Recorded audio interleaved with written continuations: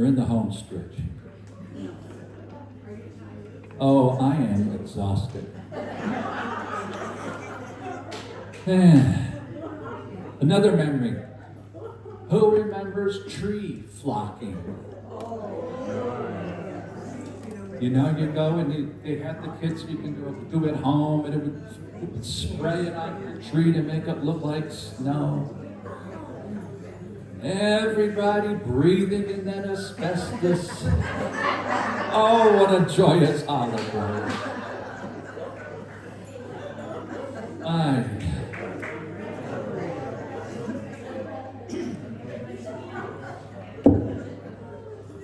They don't make those anymore, in case you're wondering. Okay. All I want for Christmas is my two front.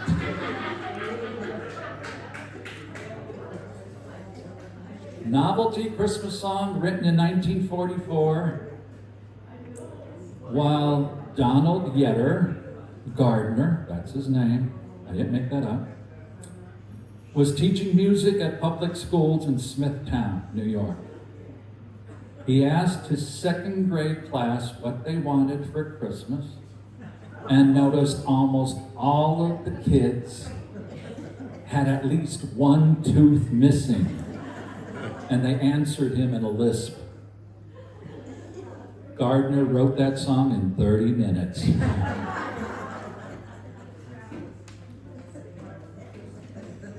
I have to add a little something here, so.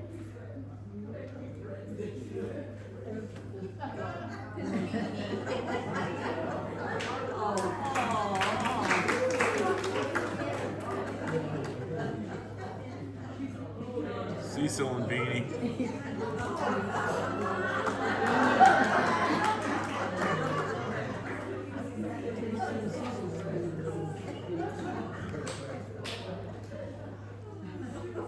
Hi. Remember me from last year? Marty. I had Miss Wachowski last year. You like Miss Wachowski.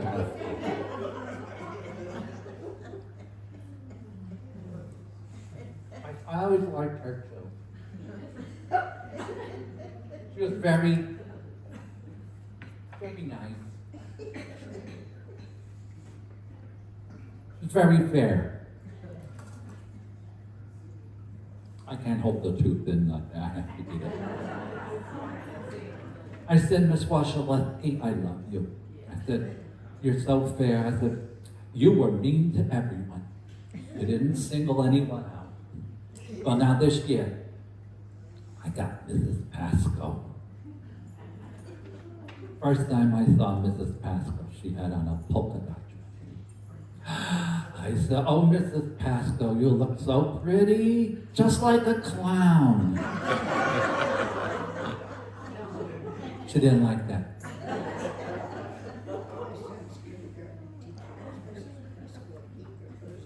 We was in class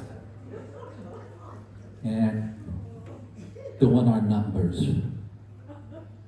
And I'm trying to see the problem on the page, and I can't think. And she said, Marty, put your glasses on. I said,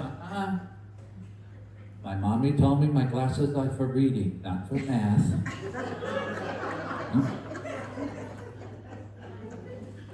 She said, oh, you think you're so smart. Name two pronouns. I said, who, me? She said, very good.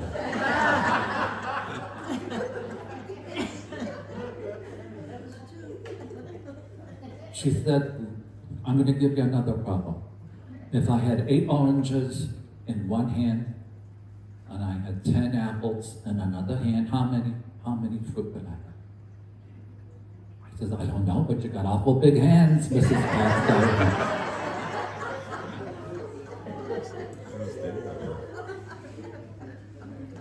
Mrs. Pasco was writing an assignment on the board, and it was a long assignment, so she had to stand up And while she did that, little Charlie started giggling. She turns around and says, "What are you laughing at, Charlie?" Charlie says, "I saw one of your garters."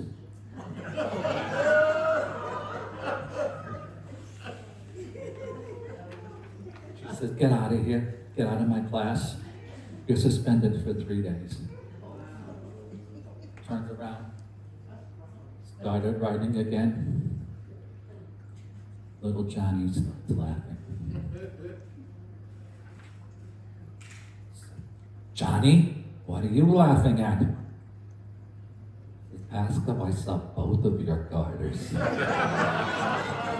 get out of class. "Get out of my classroom. You're suspended for 3 weeks." She went back to the board. She forgot to put the title of the assignment. She had to reach real high, and then she dropped the chalk. She bent down to pick it up. I just got up and started leaving. So I said, "Marty, where are you going?" I said, "Mrs. Pascal, from what I just saw, my school days are over."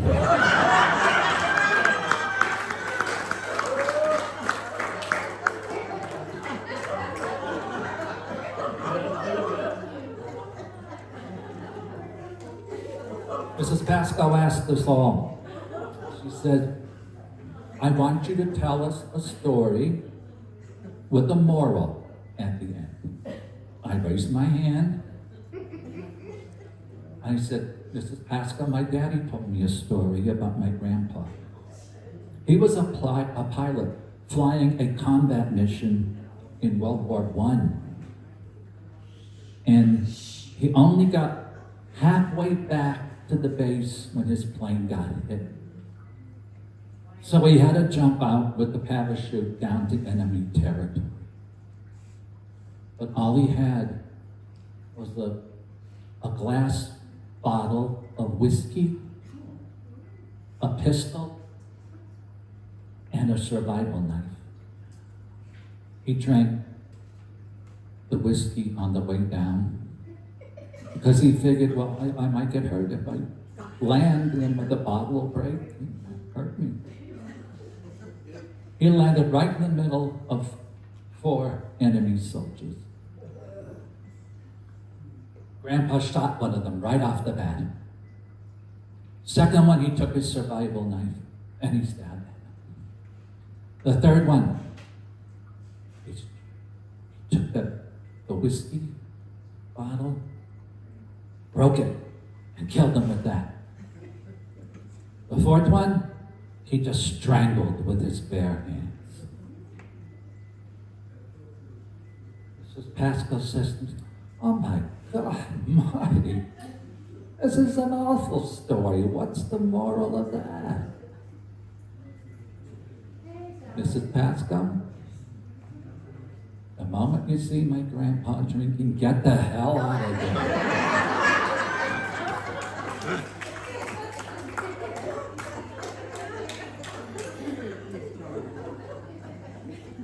Okay, my tooth is grown back, but I'm still gonna sing.